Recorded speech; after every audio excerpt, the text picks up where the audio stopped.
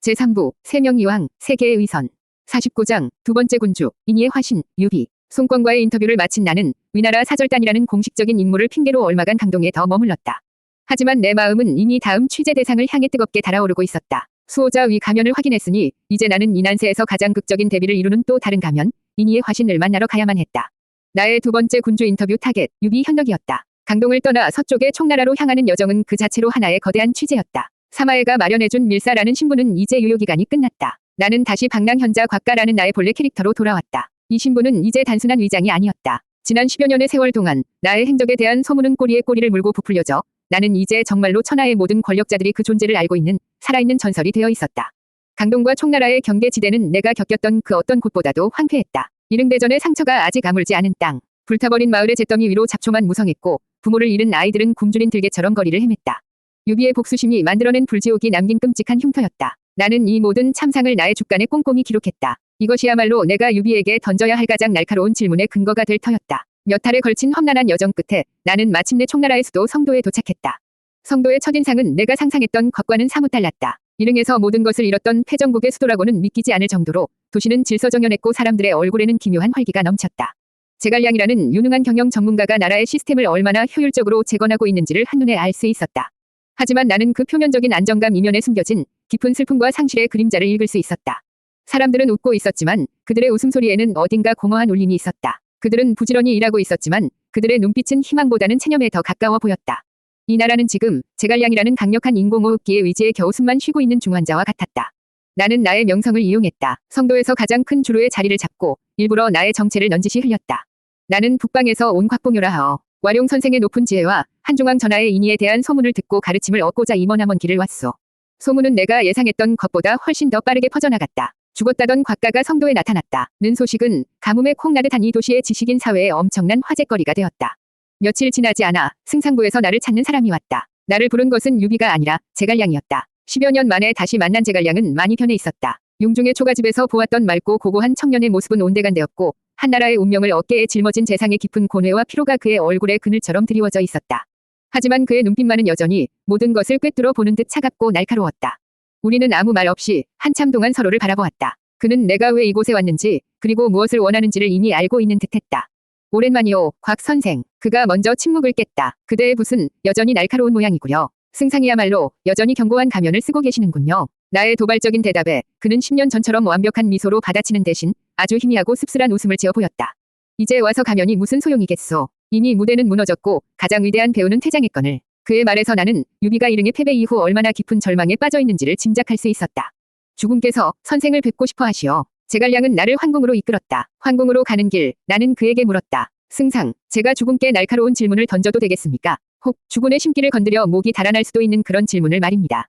제갈량은 잠시 걸음을 멈추고 나를 돌아보았다. 상관없소. 지금의 주군께는 어쩌면 그대의 그 날카로운 붓끝이 약이 될지도 모르지. 부디 그분이 잊고 있던 것을 다시 떠올리게 해주시오. 그의 부탁에 담긴 의미를 나는 알 수 있었다. 유비의 궁궐은 소박했다. 조조의 궁궐처럼 위압적이지도 송권의 궁궐처럼 실용적이지도 않았다. 그곳은 마치 잘 꾸며진 연극 무대 세트장처럼 검소하지만 위험 있는 군주의 이미지를 연출하기 위해 모든 것이 치밀하게 계산된 공간처럼 느껴졌다. 그리고 그 무대의 한가운데 인이의 화신 유비가 앉아 있었다. 그는 내가 상상했던 패전의 군주처럼 절망에 빠져 있지도 분노에 떨고 있지도 않았다. 그는 나를 보고 아주 인자하고 슬픔에 잠긴 미소를 지어 보였다. 마치 모든 것을 용서하고 모든 것을 이해한다는 성자의 미소와도 같았다. 나는 그 미소를 보는 순간 직감했다. 나의 두 번째 군주 인터뷰는 내가 지금까지 겪었던 그 어떤 인터뷰보다도 더 힘들고 어려운 싸움이 될 것이라는 것을. 50장 인터뷰 8 당신을 따르다 죽은 백성은 당신의 인덕에 감사했을까? 유비는 나를 보자마자 옥좌에서 내려와 내 손을 잡았다. 그의 손은 따뜻하고 부드러웠다. 마치 오랜 친구를 만난 것처럼 그의 눈에는 반가움과 연민이 가득했다. 곽 선생, 그대의 명성은 익히 들어왔소. 조조의 곁을 떠나 이 험한 난세를 떠돌며 진실을 기록하고 있다지. 실로 고된 길을 걷고 있구려. 내 부덕하여 그대 같은 현자를 이제야 만나게 된 것이 부끄러울 따르며 그의 첫마디는 완벽했다. 그는 나를 위나라의 밀사 나 정체불명의 이방인이 아닌 진실을 추구하는 동지로 규정함으로써 시작부터 나를 자신의 프레임 안으로 끌어들이려 하고 있었다. 나는 그의 노련한 쇼맨십에 속으로 혀를 내둘렀다. 우리는 마주 앉아 차를 마셨다. 그는 나의 지난 여정에 대해 물었고 내가 겪었을 고초를 진심으로 위로하는 듯한 표정을 지었다. 그는 내가 만났던 그 어떤 군주보다도 뛰어난 경청자였다. 그의 앞에서 말을 하고 있으면 마치 세상에서 가장 이해심 많고 자비로운 사람에게 고해성사를 하는 듯한 착각에 빠질 정도였다. 이것이 바로 수많은 영웅오걸과 백성들의 마음을 사로잡았던 그의 가장 강력한 무기, 공감 능력 일터였다. 나는 그의 페이스에 휘말리지 않기 위해 서둘러 본론으로 들어갔다. 전하, 저는 이곳으로 오는 길에 일흥의 폐허를 보았습니다. 그곳에서 저는 전하의 이름으로 죽어간 수많은 원혼들의 울음소리를 들었습니다. 나의 직설적인 말에 유비의 얼굴에 걸려있던 인자한 미소가 순간 굳어졌다. 그리고 그 자리를 깊고 진한 슬픔이 채웠다. 그의 눈가가 붉어지기 시작했다. 그렇소, 모두가 나의 죄여. 나의 어리석은 복수심이 나를 믿고 따르던 수십만 명이 목숨을 앗아갔소. 나는 밤마다 그들의 비명 소리에 잠을 이루지 못한다어. 나는 만번 죽어 마땅한 죄이뇨. 그는 눈물을 흘렸다. 꾸며낸 눈물이 아니었다. 그의 슬픔은 진심처럼 보였다. 그는 자신의 과오를 부정하거나 변명하는 대신 모든 것을 자신의 탓으로 돌림으로써 오히려 자신을 비극적인 영웅으로 만들고 있었다. 나는 그의 이 무서운 감정 연기 앞에서 내가 준비했던 모든 날카로운 질문들이 무뎌지는 것을 느꼈다. 하지만 나는 포기할 수 없었다. 나는 그의 연기가 아닌 그의 진짜 속내를 끄집어내야만 했다. 전하의 그 슬픔은 하늘도 감동시킬 것입니다. 하지만 전하, 제가 여쭙고 싶은 것은 일흥에서의 일이 아닙니다. 저는 그보다 훨씬 더 이전의 일을 여쭙고 싶습니다. 나는 그의 젖은 눈을 똑바로 쳐다보았다. 제가 듣기로 전하께서 신야를 떠나실 때 수십만 명의 백성들이 전하를 따라 나섰다고 들었습니다. 그들은 조조의 칼날을 피해 전하의 인이라는 깃발 아래로 모여들었지요. 실로 감동적인 이야기입니다. 나는 잠시 말을 끊었다. 유비는 눈물을 닦으며 말없이 나의 다음 말을 기다리고 있었다. 하지만 전하, 그 결과는 어떠했습니까? 그들은 장판파에서 조조의 기병대에게 무참히 짓밟혔습니다. 수십만 명의 행렬은 순식간에 거대한 무덤으로 변했고 강물은 그들의 피로 붉게 물들었습니다. 전하께서는 겨우 목숨만 건져 달아나셨지요. 나는 자리에서 일어나 그에게 한 걸음 다가갔다. 그리고는 내 기자 인생을 통틀어 가장 잔인하고 가장 직접적인 질문을 그의 심장에 던졌다. 제가 진정으로 묻고 싶은 것은 이것입니다. 전하, 그날 장판파에서 조조의 말발굽 아래 짓밟혀 죽어가던 그 수많은 백성들은 과연 마지막 순간에 무슨 생각을 했을까요? 나는 그의 눈동자가 거세게 흔들리는 것을 보았다. 그들은 자신들을 이 죽음의 길로 이끈 전하의 그 위대한 인덕에 과연 눈을 감는 순간까지 감사했을까요? 내 질문이 끝나자 궁궐 안에는 무서운 침묵이 흘렀다. 제갈량은 고개를 숙인 채 미동도 하지 않았다. 유비의 얼굴에서 마침내 그 완벽하던 슬픔의 가면이 벗겨지기 시작했다. 그는 나를 쳐다보았다. 그의 눈에는 더 이상 슬픔이 없었다. 그 자리에는 자신의 가장 신성한 신념을 정면으로 모독당한 자의 차가운 분노와 당혹감이 뒤섞여 있었다. 그는 대답하지 못했다. 아니, 대답할 수 없었다. 그 어떤 말로도 그 수십만 명이 죽음의 무게를 감당할 수는 없었기 때문이다. 그의 인이라는 가장 빛나는 신화가 그 신화의 가장 잔인한 진실 앞에서 산산조각 나는 순간이었다.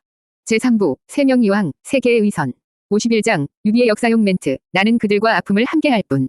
내 질문은 독화살과 같았다. 그것은 유비라는 거대한 신화의 가장 아프고 가장 치명적인 약점을 정확히 겨누었다. 당신을 따르다 죽은 백성은 당신의 인덕에 감사했을까? 이 질문은 그의 인의를 위선으로, 그의 동행을 죽음으로의 인도로 규정하는 잔인한 것이었다.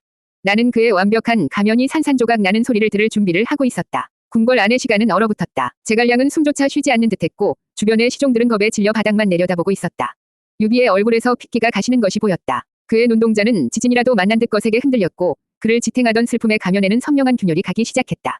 그는 분노하고 있었다. 자신의 가장 신성한 영역을 침범당한 교조의 분노. 그는 당장이라도 칼을 뽑아 내 목을 베어도 이상하지 않을 터였다. 하지만 그는 유비였다. 그는 이난세 최고의 배우이자 위기를 기회로 바꾸는 대도 같은 승부사였다. 그는 수십 년의 세월 동안 자신에게 쏟아지는 수많은 위심과 비난을 눈물과 공감이라는 무기로 녹여버린 사람이었다. 그는 분노를 터뜨리는 대신 훨씬 더 무서운 방법을 선택했다. 그는 그 분노를 더 깊고 더 숭고한 슬픔으로 승화시키기 시작했다. 그는 천천히 자리에서 일어났다. 그리고는 비틀거리는 걸음으로 창가로 다가갔다. 그의 등은 천근만근의 슬픔을 짊어진 사람처럼 위태롭게 굽어 있었다. 그는 창밖의 성도 풍경을, 아니 그 너머의 장판파의 핏빛 강물을 보고 있는 듯했다. 한참의 침묵 끝에 그가 입을 열었다. 그의 목소리는 눈물에 젖어 금방이라도 바스러질 듯했다. 곽 선생, 선생의 질문은 내 심장을 찌르는군. 그는 천천히 나를 돌아보았다. 그의 얼굴에는 더 이상 분노의 흔적을 찾아볼 수 없었다. 그 자리에는 세상의 모든 슬픔을 홀로 짊어진 순교자의 고통만이 남아 있었다. 그들이 나에게 감사했을까? 그는 내 질문을 되뇌었다. 그리고는 허탈하게 웃었다. 그 웃음소리는 너무나도 서글퍼서 듣는 사람의 마음마저 미어지게 만들었다. 아니, 결코 아니었을 것이요. 어찌 감사할 수 있겠는가. 굶주리고 쫓기고 사랑하는 가족이 눈앞에서 짓밟혀 죽어가는데 어찌 나 같은 무능한 지도자에게 감사할 수 있었겠는가.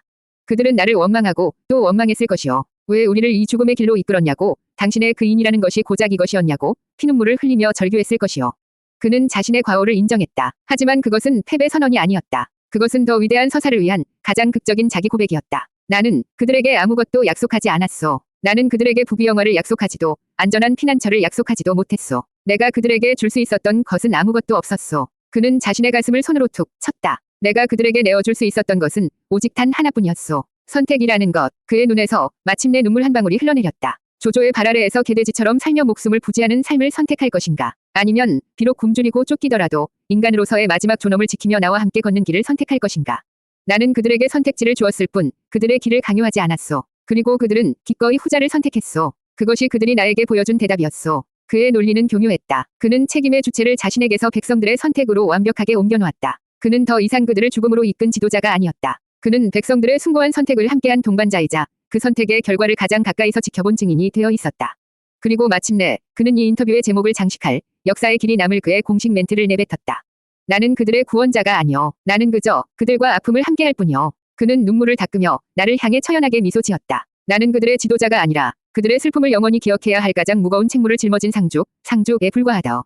곽 선생, 그것이 선생의 질문에 대한 나의 대답이오. 완벽했다. 너무나도 완벽한 연기이자 완벽한 답변이었다. 그는 나의 잔인한 질문을 자신의 인의를 증명하는 가장 극적인 무대로 만들어버렸다. 그는 비극을 자신의 정치적 자산으로 승화시키는 데 성공했다. 나는 그의 그 거대한 위선 앞에서 전율과 함께 깊은 패배감을 느껴야만 했다. 나는 더 이상 아무런 질문도 던질 수 없었다. 나는 그저 자리에서 일어나 깊이 고개를 숙였다. 전하의 깊은 뜻을 이제야 알겠습니다. 어리석은 제가 큰 가르침을 얻었습니다. 나는 황궁을 물러나왔다. 제갈량은 아무 말 없이 그저 지친 눈으로 나를 배웅할 뿐이었다. 성도의 거리를 걸으며 나는 나의 주간의 유비에 대한 마지막 기록을 남겼다. 결론, 두 번째 군주, 유비. 그의 가면은 눈물 흘리는 성자. 그는 자신의 가장 큰 약점인 무능력과 패배마저도 백성과 함께하는 고난이라는 이름의 숭고한 서사로 바꾸어버리는 감정의 연금술사다. 그의 가장 강력한 무기는 관우의 칼도 제갈량의 지혜도 아닌 바로 그의 눈물이다. 그는 그 눈물로 사람들의 마음을 얻고 역사를 자신의 것으로 만들어왔다. 그는 이 난세 최고의 배우이자 가장 무서운 위선자다. 나의 두 번째 군주 인터뷰는 그렇게 막을 내렸다. 이제 남은 타겟은 단 한 사람뿐이었다. 모든 것의 시작이자 아마도 모든 것의 끝이 될 남자. 52장 마지막 군주 옛 상사 조조. 유비와의 인터뷰는 내게 깊은 내상을 남겼다. 그의 눈물은 끈적한 거미줄처럼 나의 냉철한 기자 정신을 올가매는 듯했다. 나는 며칠 동안 성도의 숙소에 머물며 그의 거대한 위선이 남긴 여운을 떨쳐내려 했었다. 송권의 실용적인 책임감과 유비의 숭고한 슬픔. 나는 이미 두 개의 거대한 가면을 확인했다. 이제 마지막 퍼즐 조각을 맞출 시간이었다. 나는 제갈량에게 작별 인사를 고했다. 그는 나에게 더 이상 아무것도 묻지 않았다. 그는 그저 내가 북쪽으로 향하리라는 것을 알고 있다는 듯 의미심장한 눈빛으로 나를 바라볼 뿐이었다. 부디 살아남으시오, 곽 선생. 그대의 기록은 이 시대가 남길 유일한 진실일지도 모르니. 그의 마지막 말은 나의 마지막 여정이 얼마나 위험한 것인지를 암시하는 듯했다. 나는 다시 길 위에 섰다. 이번의 목적지는 북쪽, 나의 모든 것이 시작되었던 곳, 위나라의 수도 낙양이었다. 그곳에는 나의 옛 상사이자 이 난세의 절대적인 패자, 조조가 있었다. 총나라를 떠나 위나라로 돌아가는 길은 올 때보다 훨씬 더 험난했다. 나는 더 이상 방랑현자를 연기할 수 없었다. 유비와 만났다는 사실이 알려진 지금 위나라 국경에서 나는 총나라의 첩자로 오인받기 딱 좋았다. 나는 다시 신분을 세탁하고 병든 노모를 모시고 고향으로 돌아가는 상인 행렬에 섞여 수많은 검문소와 관문을 통과해야만 했다. 몇 달에 걸친 길고 긴 여정. 나는 그 시간 동안 오직 한 사람만을 생각했다. 조조. 나의 머릿 속에서 그에 대한 기억들이 파편처럼 떠올랐다. 내가 처음 곽가가 되어 그의 막사에서 눈을 떴을 때 그의 눈에서 보았던 그 섬뜩한 통찰력. 관도대전의 전날 밤 그가 홀로 천하 지도를 보며 읊조리던 고독한 야망. 나의 사직서를 받아들고 황당해하던 그의 표정. 그는 내가 만났던 그 어떤 군주와도 달랐다. 송권은 물과 같았다. 그는 자신의 그릇, 강동, 의 모양에 따라 유연하게 움직이며 결코 무리하지 않았다. 유비는 바람과 같았다. 그는 실체가 없었지만 사람들의 마음을 움직여 거대한 태풍을 만들어냈다. 하지만 조조는 불과 같았다. 그는 모든 것을 태우고 모든 것을 파괴하며 오직 자신의 길을 향해 나아가는 거대한 화염이었다. 그의 길을 막는 것은 그 무엇이든 채로 만들어버리는 압도적인 힘. 그것이 바로 조조였다. 나는 낙양에 가까워질수록 심장이 점점 더 무겁게 짓눌리는 것을 느꼈다. 이것은 단순한 취재의 긴장감이 아니었다. 이것은 거대한 포식자의 영역으로 다시 들어가는 초식동물의 본능적인 공포였다. 나는 사마위를 떠올렸다. 그와의 위험한 거래. 나는 위나라의 밀사로서 강동과 총나라의 정보를 빼내 오기로 했다. 그것이 내가 다시 위나라 땅을 밟고 조조의 앞에 설 수 있는 유일한 명분이었다. 마침내 낙양에 도착했을 때 나는 곧장 사마위의 저택으로 향했다. 그는 나의 행색을 보고도 조금도 놀라지 않고 그저 자신의 서재로 나를 이끌었다. 돌아왔군. 그의 목소리는 여전히 아무런 감정도 담겨있지 않았다. 성과는 있었는가? 나는 내가 강동과 총나라에서 보고 들은 모든 것을 나의 개인적인 분석을 섞어 그에게 보고했다. 송권의 수성주의와 내부의 불안 요소, 그리고 유비의 이른 패배 이후 총나라의 피폐한 실상까지. 나의 보고는 그 어떤 첩자의 정보보다도 정확하고 깊이가 있었다. 사마위는 나의 보고를 묵묵히 듣고 있다가 마지막에 한마디를 툭 던졌다. 그래서 그들의 가면은 확인했는가? 그는 알고 있었다. 나의 진짜 목적을. 나는 웃으며 대답했다. 물론입니다, 대인. 그리고 이제 마지막 가면을 확인할 차례가 된 듯합니다. 사마위는 잠시 나를 쳐다보았다. 그의 눈빛은 과연 네가 감당할 수 있겠는가? 라고 묻는 듯했다. 주군께는 내가 보고를 올리겠네. 자네의 공을 높이 치하하고 자네를 직접 만나 그 생생한 이야기를 듣고 싶어 하실 걸세. 며칠 내로 부름이 있을 것이니 준비하고 있게. 감사합니다, 대인. 나는 그의 집무실을 물러나왔다. 심장이 미친 듯이 뛰기 시작했다. 유비나 송권을 만날 때와는 차원이 다른 진짜 공포가 엄습해왔다. 유비와 송권은 어쨌든 외부인이었다. 그들은 나의 과거를 몰랐다. 하지만 조조는 달랐다. 그는 진짜 곽가를 알고 있었다. 그는 나의 옛 동료이자 나의 옛 주군이었다. 그는 나의 미세한 말투 하나, 눈빛 하나만으로도 내가 가짜라는 것을 알아챌 수 있는 유일한 사람이었다. 나는 숙소로 돌아와 10년 전에 입었던 조조가 하사했던 비단옷을 꺼내 입었다. 그리고 거울 앞에 섰다. 거울 속에는 10년의 세월 동안 풍파에 시달린 낯선 중년 사내의 얼굴이 있었다. 나는 이 얼굴로 나의 옛 상사를 만나러 간다. 이것은 인터뷰가 아니었다. 이것은 나의 모든 것을 건 마지막 도박이었다. 제3부, 세명이왕, 세계의 위선. 53장, 패자의 냉혹함과 거대한 야망. 사마위의 부름은 사흘 뒤에 왔다. 정갈은 지극히 간결했다. 오늘 밤 주군께서 선생을 찾으시니 준비하고 기다리시오. 그 짧은 문장 속에서 나는 앞으로 마주하게 될 거대한 존재의 무게를 느꼈다. 나는 하루 종일 숙소에 머물며 조조와의 만남을 시뮬레이션했다. 그의 예상 질문, 나의 답변, 그가 보일 반응, 그리고 내가 살아남기 위해 취해야 할 모든 경우의 수를 머릿속으로 수없이 복기했다. 해가 지고 약속된 시간에 나를 데리러 온 것은 한 무리의 금군이었다. 그들은 한마디 말도 없이 나를 호위하여 황궁의 가장 깊숙한 곳으로 이끌었다.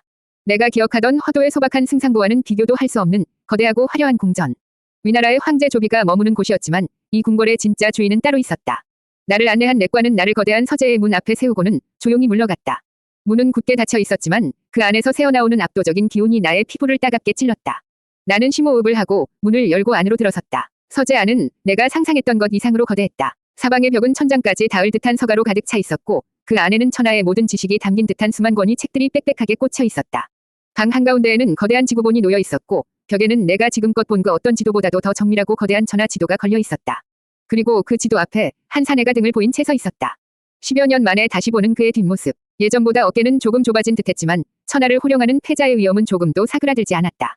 오히려 시간의 무게가 더해져 더욱 깊고 무서운 기운을 뿜어내고 있었다. 그가 천천히 몸을 돌렸다. 조조, 나의 옛 상사. 그의 얼굴에는 세월의 흔적이 깊게 새겨져 있었다. 이마의 주름은 깊어졌고 턱수염에는 흰 서리가 내려앉아 있었다. 하지만 그의 눈만은 10년 전과 조금도 변하지 않았다. 모든 것을 꿰뚫어보고 모든 것을 의심하며 모든 것을 자신의 발 아래에 두려는 그 탐욕스럽고 총명한 눈빛. 나는 앞으로 나아가 얘를 갖춰 깊이 고개를 숙였다. 미천한 신곽가, 주군을 뵙습니다. 나는 나도 모르게 주군이라는 단어를 입에 담고 있었다. 그는 대답하지 않았다. 그는 그저 나를 빤히 쳐다볼 뿐이었다. 마치 징비한 골동품을 감정하듯 나의 머리부터 발끝까지 내 영혼의 가장 깊은 곳까지 훑어보는 듯한 집요한 시선이었다. 나는 숨막히는 침묵 속에서 식은땀을 흘리며 그의 다음 말을 기다렸다. 한참의 시간이 흐른 뒤 그가 마침내 입을 열었다. 그의 목소리는 예전보다 조금 더 갈라져 있었지만 그 안에 담긴 힘은 여전했다. 죽은 줄 알았던 놈이 살아서 내 앞에 서 있구나. 그의 첫마디는 안부 인사가 아닌 서늘한 확인이었다. 송구하옵니다. 주군. 소인의 명이 즐겨 염라대왕께서도 받기를 거부하셨나 봅니다. 나는 애써 태연한 척 농담으로 받아쳤다. 그래, 내 놈의 그 간사한 혀는 염라대왕마저도 속여 넘길 게지. 그는 나에게 가까이 다가왔다. 그의 눈이 나를 향해 빛나고 있었다. 지난 10년간 어디서 무얼 하고 지냈느냐. 내 귀에 들려온 소문이 하도 기이하여 내 직접 확인을 해야만 했다. 방랑현자, 역사의 기록자, 내 놈이 과연 그런 고상한 일에 만족할 위인이더냐. 주군의 곁을 떠난 신에게 고상함과 저속함을 가릴 자격이 있겠사옵니까. 그저 뜬구름처럼 떠돌며 목숨을 부지하기에 급급했을 뿐입니다. 그래, 중달, 사마의 위보고는 다르던데. 그의 목소리가 칼날처럼 날카로워졌다. 송권의 속내를 꿰뚫고 유비의 의선을 들추어냈다고. 내 놈의 붓끝이 천하의 군주들을 벌거벗기고 있다지. 감히 이날을 찾아온 연유도 그것이더냐. 나의 가면을 벗기러 온 것이냐. 들켰다. 그는 모든 것을 알고 있었다. 사마위의 보고와 그 자신의 정보망을 통해 그는 나의 모든 행적을 손금 보듯 들여다보고 있었던 것이다. 나는 등골이 서늘해지는 것을 느끼며 마지막 승부수를 던져야만 했다. 주군, 어찌 그런 섭섭한 말씀을 하십니까? 나는 고개를 들어 그의 눈을 똑바로 쳐다보았다. 제가 어찌 감히 주군의 가면을 논하겠습니까? 저는 다만 확인하고 싶었을 뿐입니다. 제가 평생을 바쳐 모셨던 주군께서 과연 이 천하의 주인이 될 자격이 있는 분인지를. 그리고 그 자격의 대가로 주군께서 무엇을 버리고 무엇을 얻으셨는지를. 내 대답에 조조의 눈이 순간적으로 크게 떠졌다. 그의 얼굴에 처음으로 분노나 의심이 아닌 순수한 흥미라는 감정이 스쳐 지나갔다. 그는 마치 오랫동안 잊고 있던 재미있는 장난감을 다시 발견한 아이와도 같았다. 그는 크게 웃었다. 텅 빈 서재를 뒤흔드는 호탕하고 거침없는 패자의 웃음소리였다. 하하하하, 과연 곽봉요로구나. 10년이 지나도 내 놈의 그 오만하고 건방진 성정은 조금도 변하지 않았어. 그는 웃음을 멈추고 다시 나를 쏘아보았다. 좋다. 내 놈의 그 배짱이 마음에 들었다. 어디 물어보아라. 네가 확인하고 싶다는 것이 대체 무엇이냐. 이 조조가 내 놈의 마지막 인터뷰에 기꺼이 응해주마. 그의 허락이 떨어지자 나는 마른 침을 삼키고 내 기자 인생을 건 마지막 질문을 준비했다. 그의 냉혹함과 거대한 야망의 본질을 꿰뚫을 단 하나의 질문을. 54장 인터뷰 9. 당신의 평화를 그 희생자들이 과연 원했을까? 조조는 자신의 옥좌에 돌아가 앉았다. 그는 더 이상 나를 신문하는 자가 아니었다. 그는 이 거대한 서재의 주인이자 천하의 패자로서 기꺼이 나의 도전을 받아주기로 한 것이다.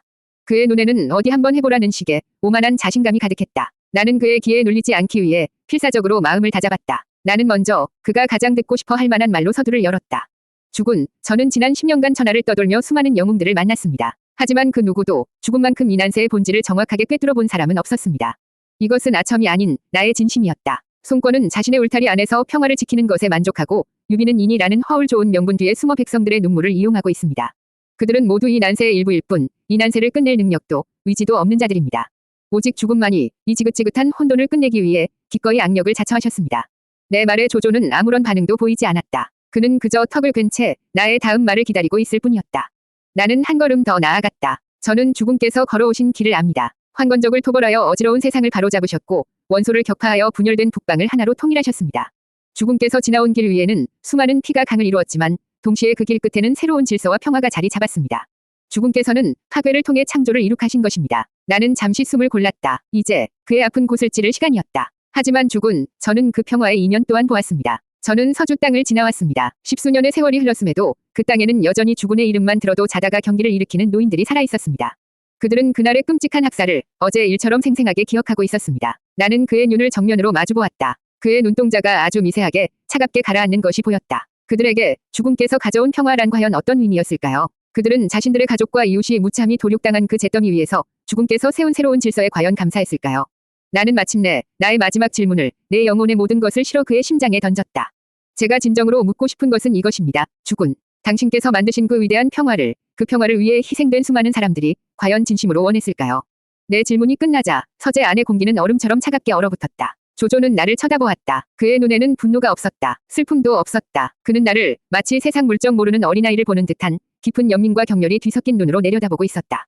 한참의 침묵 끝에 그가 입을 열었다. 그의 목소리는 지극히 평온했다. 곽봉여, 예, 주군, 자네는 아직도 그런 순진한 질문을 하고 있구나. 그는 자리에서 일어나 창가로 다가갔다. 창밖으로는 화려한 낙양의 야경이 펼쳐져 있었다. 희생자들이 원했겠냐고? 당연히 원하지 않았겠지. 그 누가 자신의 죽음을 원하겠는가? 하지만 봉요, 자네는 더 큰 그림을 보지 못하고 있구나. 그는 창문에 비친 나를 보며 말했다. 자네가 말하는 그 희생자들은 이미 골마 터져버린 상처의 일부였을 뿐이네. 내가 그 상처를 도려내지 않았다면 그 고름은 온몸으로 퍼져나가 나라 전체를 죽였을 걸세. 나는 의원이다. 의원은 환자의 고통에 일일이 눈물 흘리지 않아. 오직 환자를 살리기 위해 차가운 칼을 들 뿐이지. 그의 논리는 잔인했지만 동시에 거부할 수 없는 힘을 가지고 있었다. 그들이 원했냐고? 그들의 의지 따위는 중요하지 않네. 죽은 자는 말이 없지. 중요한 것은 그들의 희생 덕분에 살아남은 자들이 평화를 누리게 되었다는 결과뿐일세. 역사는 과정이 아니라 결과로만 평가받는 법이다. 그리고 마침내 그는 나를 돌아보며 이 인터뷰의 마지막을 장식할 그의 역사용 멘트를 내뱉었다. 그것은 변명도 합리화도 아니었다. 그것은 이 난세의 절대적인 패자가 내린 차갑고 무서운 자기 선언이었다. 나는 이 난세를 끝내기 위해 기꺼이 천하의 모든 오명을 내 한 몸에 뒤집었었다. 그는 자신의 가슴을 툭 쳤다. 후세 사람들은 나를 역적이라 부르고 학살자라 손가락질하겠지. 좋다. 얼마든지 그렇게 하라지. 나는 그 모든 오명을 짊어지고 지옥으로 갈 것이다. 하지만 내가 만든 이 평화의 땅 위에서 내 백성들은 적어도 굶주림과 전쟁의 공포 없이 살아갈 수 있겠지. 그것으로 나는 만족한다. 그의 말에 나는 전율했다. 이것은 위선이 아니었다. 이것은 그가 평생을 바쳐 지켜온 무섭도록 확고한 신념이었다. 그는 악을 행했지만 스스로를 악이라 규정하지 않았다. 그는 더 큰 선을 위한 필요악으로서 자신의 모든 행위를 완벽하게 정당화하고 있었다. 나는 더 이상 아무런 질문도 할 수 없었다. 나는 그의 그 거대한 신념 앞에서 완전히 압도당하고 말았다. 이제 돌아가 보아라. 그의 목소리가 들려왔다. 그리고 기록하게. 자네가 보고 들은 그대로 이 조조가 과연 어떤 위인이었는지를. 역사의 평가는 이제 자네 같은 자들의 몫이겠지. 나는 아무 말 없이 그에게 깊이 고개를 숙이고 서재를 물러나왔다. 나의 마지막 인터뷰는 그렇게 끝났다. 나는 특종을 잡았다. 하지만 동시에 이 난세가 왜 그토록 잔인하고 끔찍할 수밖에 없었는지에 대한 가장 근본적인 답을 얻고 말았다. 가장 위대한 평화는 가장 거대한 악의 손에서 태어난다는 것을.